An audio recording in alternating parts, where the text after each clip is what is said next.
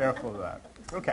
Matthew 26 and verse 29. What we're concluding here is a study of the Passover.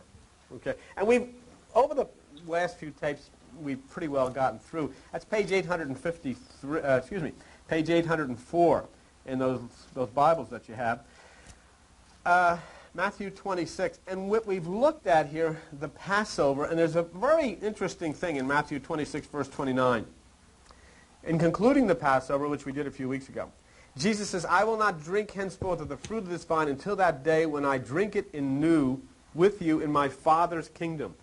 So Jesus is saying here that he will not be involved in this Passover event again until he does it in God's kingdom.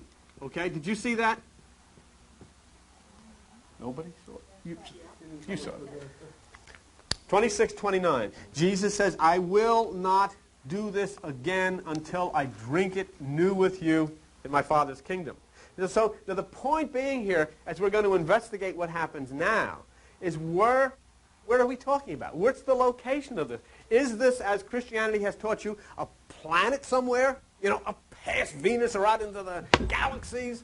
I don't know why God would have to live on a planet somewhere rather than here, which is the case. But Jesus identifies this, okay? He says the next time that he will be involved in this Passover is when he involves himself in the kingdom of God. So go to page 853 in those Bibles of yours. The rest of you go to Luke 17. And let's see where he pinpoints the location of this. Now, you know, you either want to believe this, you either want to look at the Bible and say, okay, these are the words of Jesus Christ, and I'm going to ride with this, or you're not. So he says, the next time that I fulfill this Passover, it will be done in the kingdom. Now, in Luke chapter 17 and in verse 21, what does he say? Neither shall they say there or here, for behold, the kingdom of God is within you. Very interesting. So here Jesus is saying, okay, this Passover done in a symbolic way, now it will be fulfilled, and the next time that I will be involved in it is when it happens inside of you. All right? That's very interesting. Because what's going on here is actually not only materially, physically, literally, but there's a great astrological significance here. Because what this is about, actually, in the Passover, is the procession of the 12. Okay? The procession of the 12 signs, the zodiacal signs, around the sun, the light of the world. The 12 aspects of the nervous system, right here. The solar plexus, located in the center of your being, right here. The solar plexus, the place of the sun, surrounded by the 12 sympathetic nerve systems of your body, is exactly the same as the sun surrounded by the 12 signs of the zodiac, or Jesus Christ, the sun surrounded by the 12 disciples. It's all the same thing. There is no difference in it whatsoever. And if you begin to understand this, it then conveys it in the story so that you can understand it in the sky and then understand it within yourself and see how it works. But here's an interesting thing. We're getting to the point, we're leaving the Passover in the book, and we're coming to the betrayal. We're coming to the pending crucifixion, but something very strange happens here. You know, this is a very somber time. Betrayal, crucifixion, blood, guts, you know, stuff all over the place, really nasty stuff.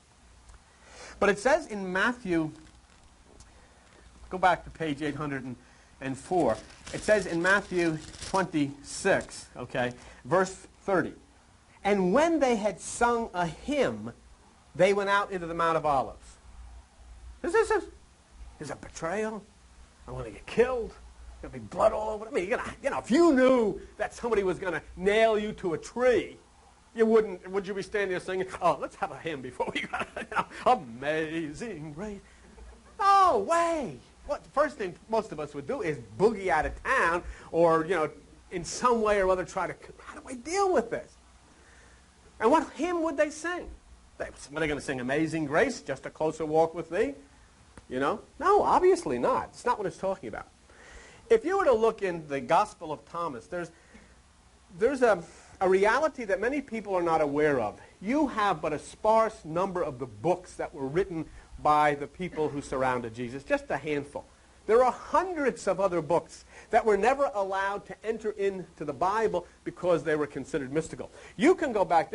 I think there was a bishop back in the early days of when they were choosing the books to go into the Bible. Actually, these books were selected by the Catholic Church. And there's one bishop, I think his name was Bishop Stanislaus or Stanisius or something like that, but they've got a quote from him. He says, "I will not go back in that room." He said, "There are 6 dead bodies lying in that room. People who have been killed in fights over the books that are going to be put in your Bible." They were actually picking up chairs and crashing them over each other's heads, fighting with each other as to what books were going into the Bible. And this one Catholic bishop said, this is insane. I'm not going to go back in there. I'm not going to take part in it. And they had to carry 6 bodies out because they were deciding which books they would allow in the Bible. And hundreds upon hundreds upon hundreds of them were rejected. Now, there's a book called the Gospel of Thomas, written by the same Thomas that, you read about as one of Jesus' disciples. And he quoted, and he went much deeper as, when you say they sung a hymn, well, this comes out of 14th century English translation. The Gospel of Thomas says that far from being a hymn, they actually took part in a circle dance. What they did at that time was with Jesus in the center and the 12, including Judas, dancing around him, the 12 signs revolving around the sun. And this is what actually, according to Thomas, went on. And to bring us back into the reality or the relativity of this thing to that which is the universe. And the reason that this occurs is quite simply this. When you get into the question of Passover and resurrection, okay? Watch it. We've done it before. But still, as we're talking about this, it's important that you see why they would do a circle dance. Here is the sun, the light of the world, okay?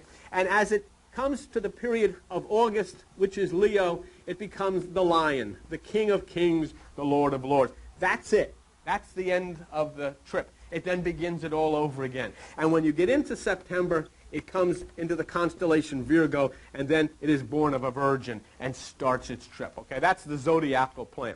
Well, as the sun makes its move, through the signs of the zodiac, on December the 21st, it passes through the constellation Crux, which is the Southern Cross. That's where the sun is crucified. It must go through the cross, because over here on this side is where spring comes and all the flowers come and all the little baby animals are born. But new life cannot come unless the sun passes through the cross. Do you understand that? Do you see? Jesus, new life cannot come unless he passes through the cross. In the same way, the sun within you. Now, then after December 21st, December 22nd, 23rd, and 24th, the sun sits in the bowels of the earth. It's called the winter solstice. And the sun is entombed 3 days and 3 nights. That's the entombment of Jesus. Oh, God's only begotten Son, the light of the world, 3 days and 3 nights. On December the 25th, which you know as Christmas, obviously, by the trajectory of the earth, God's Son is born and begins its upward trek. All right? That's why Jesus is born on December. People say, do you really think he was born on December the 25th? It has nothing to do with that. It has to do with the fact that since the beginning of time, the sun has always been born on December the 25th because of the trajectory of the earth. Okay? Then the sun makes its upward arc, and now we must have a burnt offering in order for there to be new life. What happens is the sun, which is God's fire, then consumes Aries, the lamb or the ram, and this was the chant of the ancient people, behold the lamb or the ram of God, Aries, which takes away the cold of the winter and gives us new life, and it was made into behold the lamb of God, which takes away the sins of the world. When the sun consumes Aries, the burnt offering has occurred, the marriage of the lamb has occurred, and then in the northern hemisphere what happens? The sun sits at the right side or the eastern sky, and summer comes. Summer cannot come, flowers cannot come, new life cannot come unless this whole thing takes place every year. There has to be the crucifixion. There has to be the 3 days and 3 nights in the tomb. There has to be the birth. There has to be the resurrection. There has to be the burnt offering and the marriage of the Lamb. And then there has to be the sitting at the right-hand side of the eastern sky for summer to come. And it happens every year. It has to. It's happening right now. It is happening right now. The sun is closing in on Aries. Very soon it will consume Aries, and the flowers will burst forth. Leaves will come on the trees. Leaves cannot come on the trees. Color cannot come back unless all of this happens. This is the celebration of Passover. This is the celebration of crucifixion. This is the celebration of entombment. This is the celebration of resurrection. This is the celebration of the consummation of the burnt offering and sitting at the right hand of the Father. It explodes with new life. And the reason why it is so important for you is because in you is the solar plexus, which is the sun, which is sitting entombed in the bowels of your lower flesh. And through the virgin consciousness, it must be allowed to be born and raise itself up to Aries, which is the pineal gland of the brain. That which is connected to Aries is the pineal gland of the brain, and then it will sit at the right hemisphere of the brain, and summer will come to your life. All that has been dormant, all that has been dead, all that has been gray will burst forth in new life, but this must happen. And you must crucify the flesh. How do you do that? By meditation. And when you take meditation, you crucify the five senses: sight, taste, touch, smell, hearing. You turn them off. That's why Jesus took 5 wounds, hands, feet, and side. You must sit in the tombs of the earth, which is meditation, and then through virgin consciousness, the energy will rise, which they call kundalini, and it will consume that which is the pineal gland and throw open the right hemisphere of the brain, and that's what the whole story is about. Everything is about that. And you know what? You don't even have to say, I don't know if I believe it, because you can prove it. Huh? You can prove it. You can go to a planetarium and watch it. You can go outside and watch it. If you want proof of it, stare at a tree in your front yard or your backyard and watch what happens when the sun consumes Aries and say, bow, it bursts forth into life. Right on schedule. See? Right on schedule. And everything goes into death in the same way in the fall. It doesn't make any difference if the wind blows or not. The leaves will still fall off the trees. It's got to happen. And it's all the way it is out there. And the amazing thing is the way it is out there is exactly the way it is in here. And once you understand that principle, you'll understand why Jesus died and why you can follow him in that death and raise yourself up to the Lamb the same way. See? In the ancient times, it was always that way. The ancients wept for Tammuz. They wept for Adonis. All the gods who were put to death by the thorn of winter. It's always been that way. See? And the 3 days and the 3 nights in the tomb of the winter solstice as the times spent in meditation until there is renewal, until there is new life, until there is a new mind. Okay? Now let's take a look. Jump.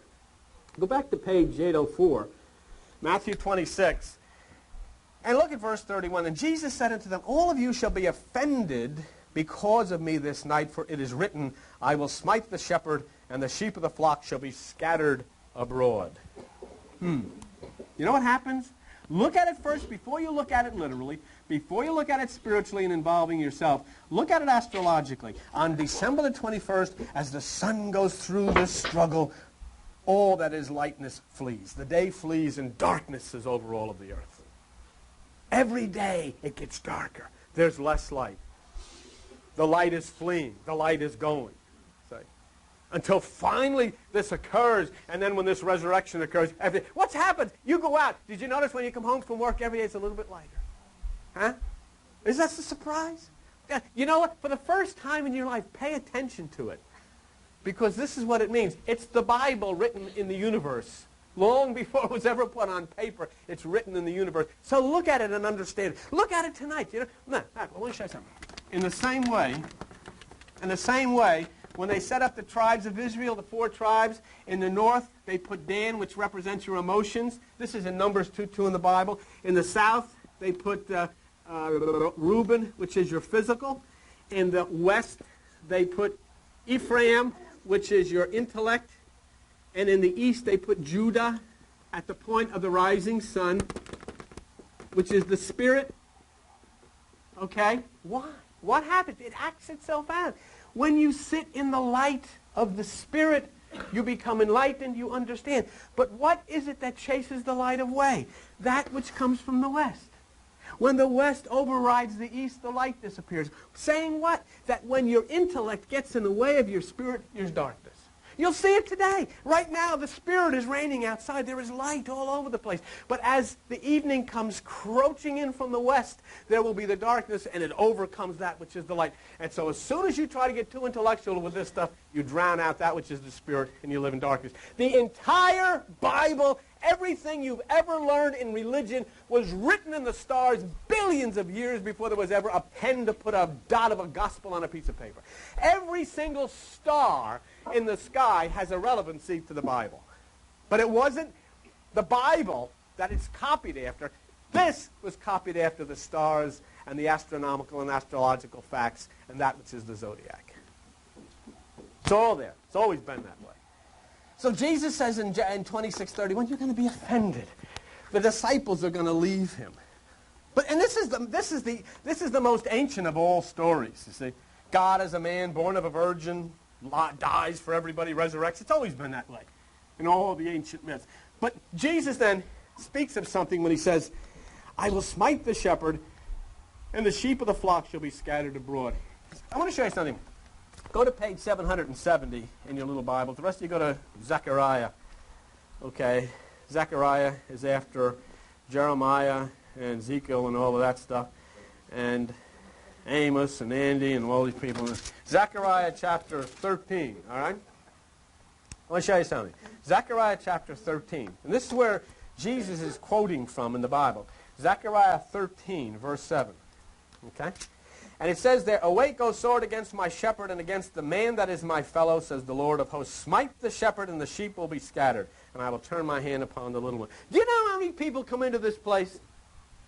How many people come into this place, and they'll hear something about me by, a religious person. They'll never come back. Because they're not sure. Even yourself, once you find out, it's really tough. When they started throwing the red paint on the front, some people go, I don't know if I want to be there. They're after this guy. Now, if they're after this guy, what happens if I'm sitting there at the same time? You don't want to be around when the attack comes. You see, that's I can understand that, but that's exactly what Jesus is saying. But take it deeper than this now. Take it out of the literal sense and take it into the sense of that which is spiritual. Smite the shepherd, and the sheep will be scattered. Okay? The shepherd is the Christ in you. That part of you that watches, the sheep are your thoughts. The divine thoughts. Okay? Sheep are divine thoughts. They're the thoughts that come from the higher realm. Look. Do you remember the story of Cain and Abel? Okay. Cain, Abel. The word Cain means tiller of the soil. He digs everything out of the earth. The earth is the lower mind. The word Abel means keeper of the sheep. Divine thoughts. That's why, the offering of Cain was not acceptable to God, because nothing that comes out of the lower mind can be. The offering of Abel was acceptable because it was divine thoughts, meditational thoughts. But what's being said is the same thing what Jesus is saying about smite the shepherd, because though you may have these beautiful times of meditation, there's always this lower mind set ready to do you and kill it out of you. And here in the same way, smite the shepherd when the human mind falls. Okay? When that pulling down, if you would, from your church, from your family, whomever, say, oh, don't get involved in this, I heard of somebody that meditated and they went blind, or I went meditated and they do crazy things, well, I think, I heard somewhere of a serial killer and he meditated, and all of this stuff. Once you do that, you cause in here confusion. The sheep scatter. They're no longer guided by the shepherd. The divine thoughts are no longer there, and you start thinking about it. Well, I don't know. Maybe I better not. The sheep are scattering because there's no longer a shepherd. You're now tuning into the church. You're now tuning into your aunt or your uncle or somebody that lives with you. You're now tuning into people. The same people that have screwed everything up are telling you to be careful. It's like the politicians. They screw everything up, then they want you to vote for them so they can unscrew what they screwed up. And they all go, happy days are here again. And all of these same crooks are going to come and unscrew the things that they've screwed up in the first place. And we're going to cheer them on their way. This is wonderful. That's the same thing in religion. Take a look at it. Take a look at what we were talking about we had to get involved in this week. Of people assaulting people because they're Chinese, or people assaulting people because they're black, or people just acting out in violence. Oh, don't feed the animals. No, well, that gives us a chance to go in and load up our AK-52s, whatever, and blow their heads. Let's kill everything that gets in our way. And that's the mentality. And this is, we want to go back to that, see? We don't want the new age in which we find a way to help and to make right. We want the old age, which is quickly done with violence, see? And so that's exactly what Jesus is talking about. The shepherd is Christ consciousness, and he can be struck down in a variety of ways. When the thoughts are no longer divine, your thoughts are going to scatter.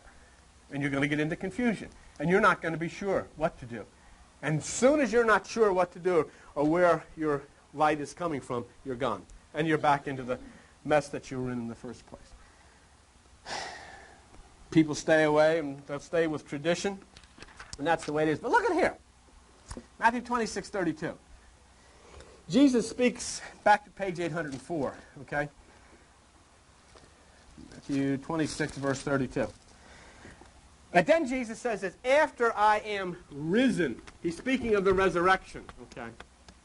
After I am risen again. Do you see that? I want you to look at that very carefully, because I want you to see it with your own eyes.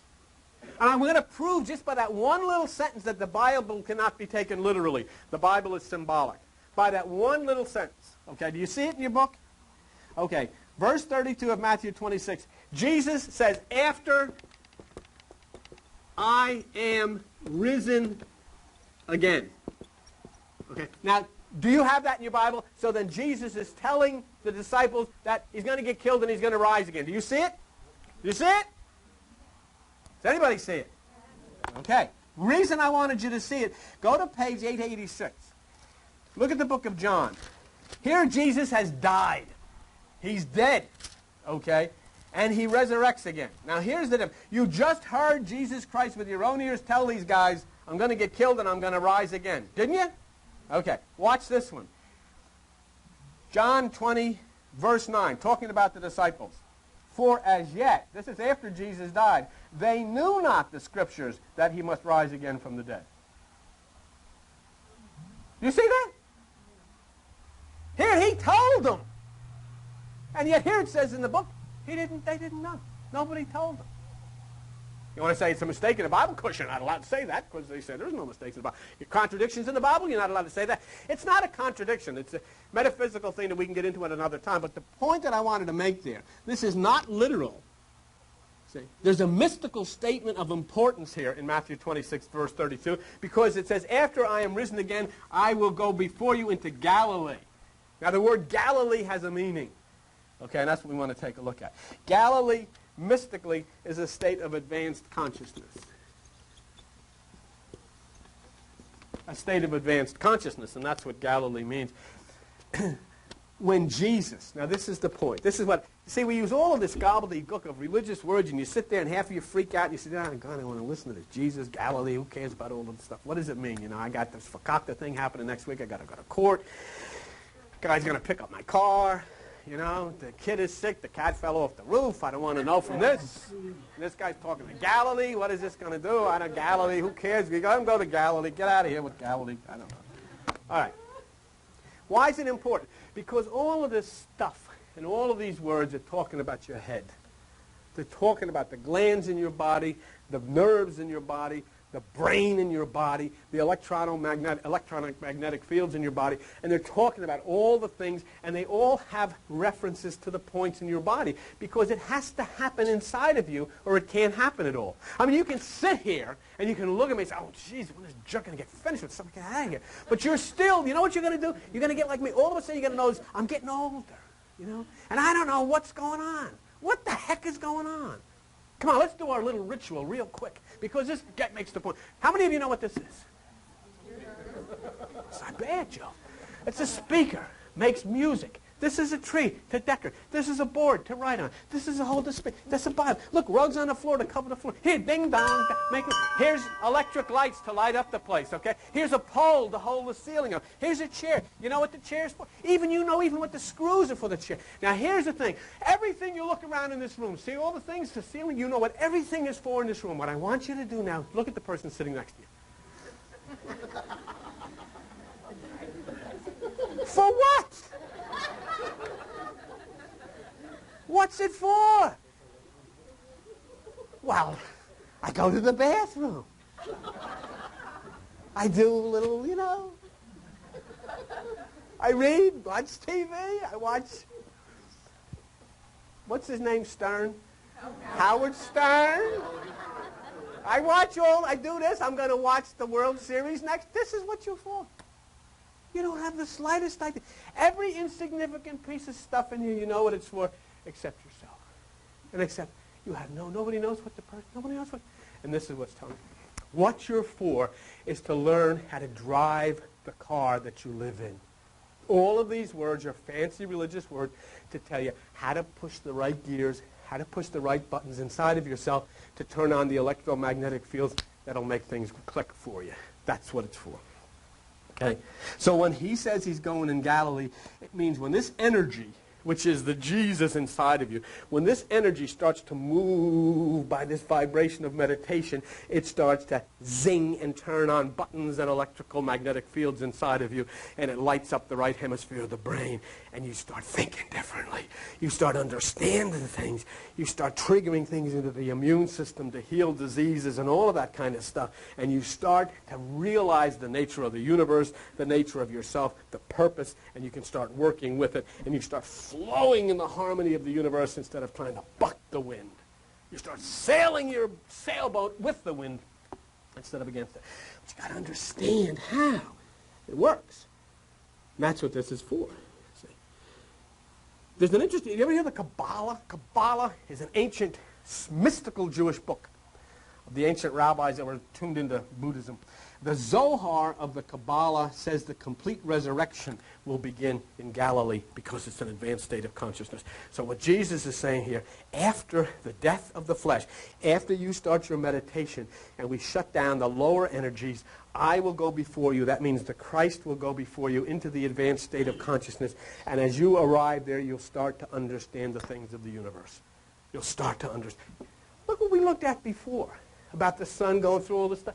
Do you know how many? Nobody knows that. Nobody. Go into your church. You can go to any church that are packed and go in there and tell them that and they'll throw you out. We don't believe in that stuff.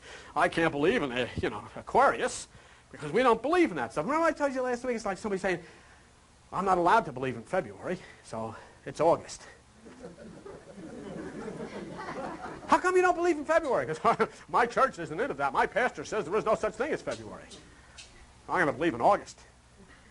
You know? That's exactly the same way. This is happening in the universe. I mean, you get all excited. The 4th of July, you go down, da, da, da, da, da, da, da. Big deal. That happens once a year. This is what's happening now. Happens once every 2,600 years. And it's happening right here while you're alive. And 90% of the people haven't the slightest idea. Don't even acknowledge it. Yet it's changing you. You know why it's changing you? Because you are subject to electromagnetic fields. Your body and your brain is subject to electromagnetic fields. And as the electromagnetic fields touch your brain, they cause you to think in different ways. And now the electromagnetic fields are coming in different patterns, and you're going to start thinking differently, feeling differently, seeing differently, understanding differently. And this is what's going on today. That's why you're seeing the things that you see.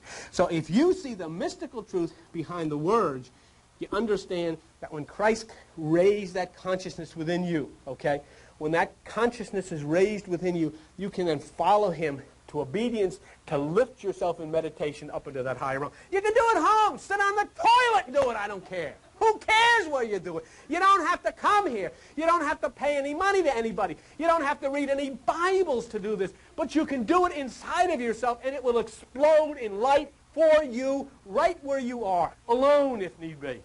But do it. Do it. Jesus says, cast your net to the right side, and you can find. I want to get into the lower aspect of this. Let's talk about Jesus for just a second. Real quick, let's run to the Bible. Page 869.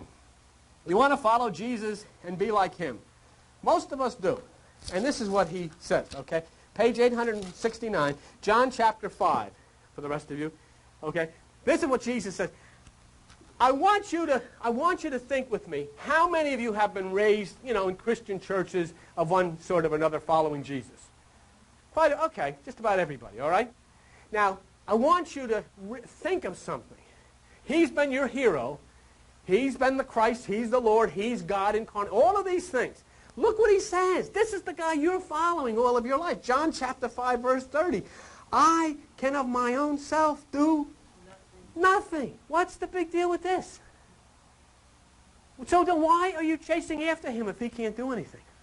Why do you go to church? Why do you go? Why do you have Jesus bumper stickers? Why do you celebrate Christmas? Why do you? Here's the man says, I can't do anything. Now let's take the second one here. You're on John chapter 5, verse 30. Okay, go to page 880. Okay, you're on 869. Go to 880. John chapter 14. I want to show you something. Now this here is for Joe, Linda, Joan, Al, all of you, Lori, everybody sitting in here, Tommy, everybody in this building. Will you listen to? Are you going to believe this guy? I mean, this Jesus guy. You want to believe him, or you want to believe churches? He said, first of all, he can't do anything, but he's done some pretty, outrageous things. Look what he says here, John chapter 14. Okay, verse 12. He that believes me, in other words, does what he says, which is meditation, the works that I do, he shall do, and greater works than these shall he do, because I go to my Father. In other words, he's saying to you, hey, wait a minute, come on, I'm no hot shot. You can do what I do, you can do better than me. So then what are you walking around and following these people telling you you're unsaved? You're snotting, sniveling sinners and all of this stuff. This guy's telling you, you're the light of the world. He can't do anything. You can do everything he can do. You can do better than he can do. Did you ever see that before? In all of your trials and all of your tribulations following him, he's trying to tell you, let me tell you something. Do you know that there are records in a place called Nepal of a man who left Palestine at the age of 12, 13 years That was very nice and appreciated. and studied under Buddha? And his name was Issa. And he became Saint Issa. And he learned of Buddha, and he learned of the mastery of the inner self. And he then went from there to Necropolis and to Greece, and he studied under Plato and all of this stuff. And then this man went back to Palestine at the age of 29 years of age. And 2 years later, Issa was killed by the church. Do you know that there is a record of that in monastery in Nepal? Huh? He never followed the traditional concepts of the church. He followed an inner kingdom, an inner pathway, and he simply said to you, hey, you can't do anything, I can't do anything. But the Father does the work, and the same Father is in me, is in you. The Father means the higher mind. You have a higher mind in you, and you can turn it on. You're walking around trying to snivel and make a buck to go from Peter to Paul. You're trying to get by one day to the other, just trying to snivel your way through. And inside of you, there is an electromagnetic computer that he's telling you how to turn it on and take that line off your back and lift you up above all that crap. And all you got to do is stop listening to preachers, stop listening to religion, stop listening to what evangelists.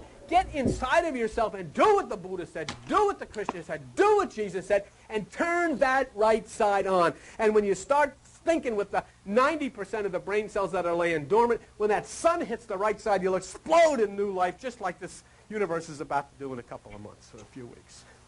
That's what he says to do. And what is it? Can you go up? Can you go into your church and say, Jesus can't do anything? They'll throw you out. But why? But you'll read it. Oh, so it says it. You're misinterpreting it. How can you misinterpret that? And not only that, but you say, I can do better. Can I do better than him? Huh? Can I do better than him? He's never been on TV. Where was Jesus on TV saying, hi, welcome to Hidden Meanings. Hey, I can do. He didn't ever do. Huh? And I'll tell you something. I may not be able to heal the physically blind, but I can heal the spiritually blind. And I may not be able to unstop the ears of the physically deaf, but I can unstop the ears of the spiritually deaf. And you know that many of you have had experiences in the early parts of your life where you couldn't stand on your own 2 feet and crawled through that door. And now I'm so proud to see you stand and to see you walk and to see you with your families. What have we done? We've healed the blind, unstopped the ears of the deaf, and made the lame to walk. That's exactly what Jesus did. It's spiritual. Because you can get somebody that's physically blind but can see 20/20 spiritually. And you can get somebody that can see 20/20 physically and is stone blind. Spiritually can't see 2 inches in front of their face. That's what he's talking about. That's what he's talking about. Well, just one last thing. I know we're late, but I just want to show you one last thing. I'll move out of here. Page 804 again, Matthew 26. I want to show you something, and this is the way it gets, okay? When the stuff starts to heat up and stuff starts to get rough. Matthew 26, verse 33. This is interesting because here's where Peter says, hey, look, he says, if anybody else takes off, I'll stick with you. I'm never going to be offended with you. And Jesus said, I'll tell something to you. This night before the cock crows, you shall deny me 3 times. Okay? You know? What we see here is that disciples haven't become enlightened. When the time, what Jesus is saying to you, watch out. It's not when you're in church. It's not when you're meditating. It's not when you're surrounded by people who think the same way that you're going to run from this. But it's the dark time of your soul. It's that time when you get into a depression. It's that time when people start beating you up from all different directions. Before the light comes out, and when you dwell in that darkness, you'll pull out of this. This is the time you'll say, the hell with it. It ain't working. And that's what Jesus is saying. They still dwelled at least partially in the darkness of the lower mind. The cock there, that rooster, is a symbol of the one who heralds the light. It has nothing to do with nighttime and the sun and the rising. It has to do with the nighttime of the soul. When there is darkness inside, when you are so depressed and so discouraged, that's the time you'll say, it doesn't work. Before that sun, before that enlightenment comes, you're privy to that. You're privy to all kinds of remarks from people. You're privy to the thoughts of your own mind. And when you dwell in that darkness, that's when you run. That's when the denial takes place. You still haven't reached that level of enlightenment, and you'll fall. Notice the denial is 3 times.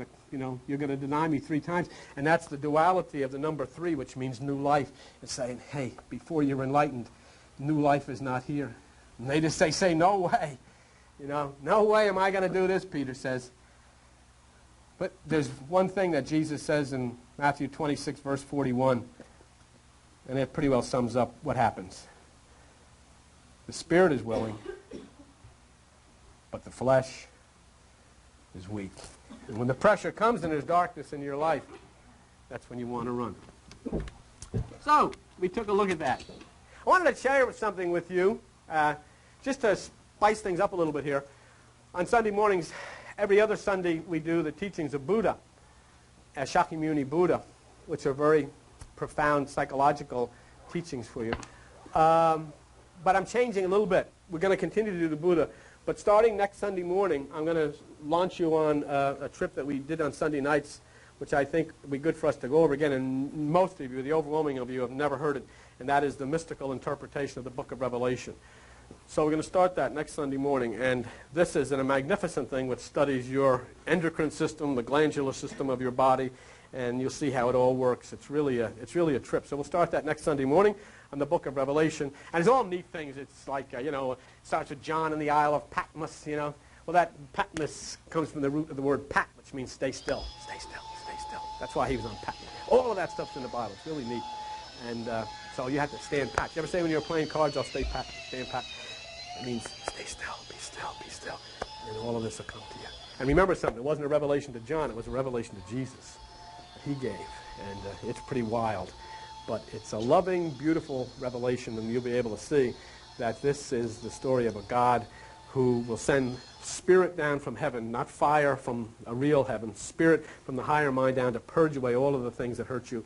So we'll look forward to that, and then the following week we'll do Buddha and then Jesus. So we'll have Revelation, Buddha, and Jesus, and we'll do those. And that'll spice it up, give it a little variety, and it's important for you to see that. Okay, all right, we're going to do a little meditation.